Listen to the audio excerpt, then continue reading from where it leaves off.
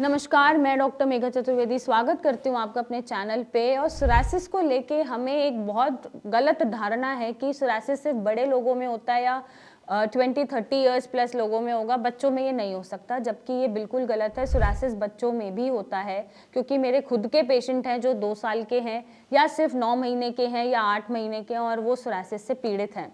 अब सवाल ये उठता है कि बच्चों में तो ऐसा कोई खाना भी नहीं जा रहा शायद, और ऐसा कोई स्ट्रेस भी नहीं है, तो सोरासिस क्यों ट्रिगर कर रहा है।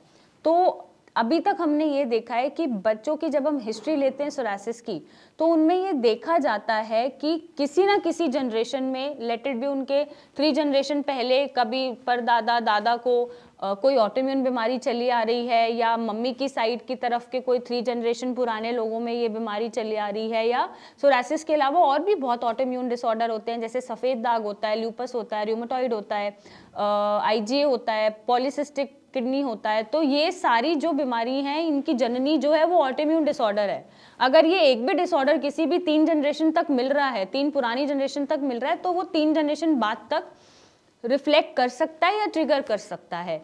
और क्या रीजन हो सकता है इसका कि जो HLA B27 जीन होता है वो म्यूटेट कर गया due to any reason, due to stress कह लो प्रेगनेंसी के दौरान, या किसी भी रीजन की वजह से वो म्यूटेट कर गया जिस पे आपका जोर नहीं है, तब भी सोरासिस जैसी ऑटोइम्यून बीमारियां उत्पन्न हो जाती हैं।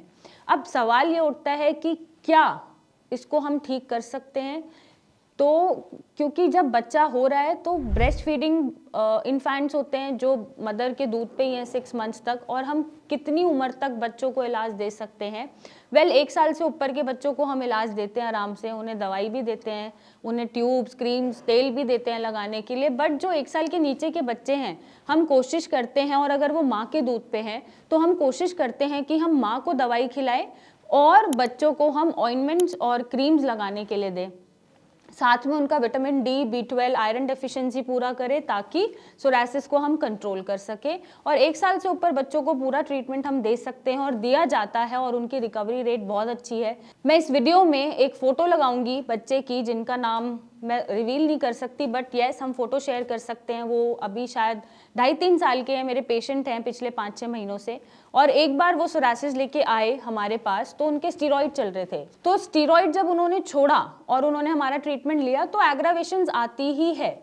और ये बात आपको समझनी पड़ेगी, चाहे आप हमारा इलाज या कोई भी इलाज आप जब स्विच करते हो और पुराना इलाज छोड़ते हो, तो 10-15%, 20%, 30% एग्रावेशन आती ही आती है, क्योंकि एकदम से दवाई उसको कंट्रोल नहीं कर सकती। और स्पेशली स्टीरॉइड्स छोड़ने के बाद चाहे आप ट्रीटमेंट लें या ना लें, बीमारी जो दबी हुई है वो बढ़ के वापस आती है। तो उनके साथ भी ऐसा ही कुछ हुआ था।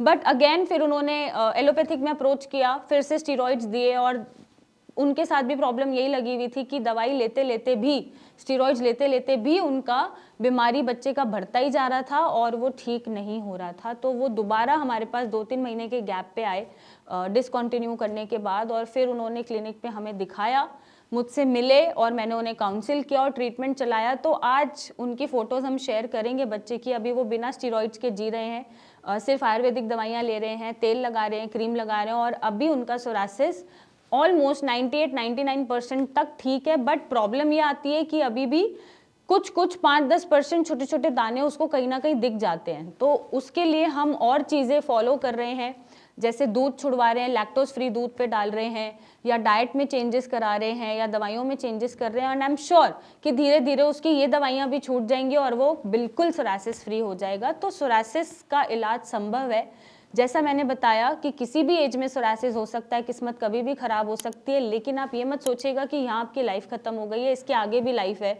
तो आप आगे की लाइफ को अच्छा करने के लिए नीचे दिए गए नंबर पे इमेजेस भेज सकते हैं, हमसे जुड़ सकते हैं, मिलने आ सकते हैं और एक सही इलाज पा सकते हैं। Thank you and take care.